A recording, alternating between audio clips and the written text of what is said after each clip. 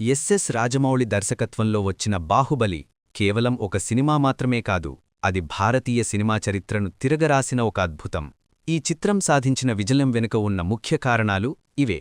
విజయం వెనుక అసలు కథ, దార్శనికత, విజన్, ప్రాంతీయ భాషా చిత్రానికి అంతర్జాతీయ స్థాయి మేకింగ్ అవసరమని రాజమౌళి నమ్మారు.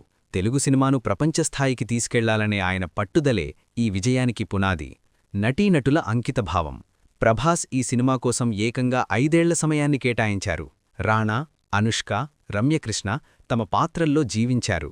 సాంకేతికత. గ్రాఫిక్స్ మరియు సెట్టింగ్స్ విషయంలో రాజమౌళి ఎక్కడా రాజీపడలేదు. మహిష్మతి సామ్రాజ్యాన్ని కళ్లకు కట్టినట్లు చూపించారు. మార్కెటింగ్ వ్యూహం. మొదటి భాగం ముగింపులో కట్టప్ప బాహుబలిని ఎందుకు చంపాడు అనే ప్రశ్న దేశవ్యాప్తంగా ఒక ఉత్కంఠను రేకెత్తించింది. ఇది రెండో భాగానికి కనీవినీ ఎరుగని క్రేజ్ తెచ్చిపెట్టింది.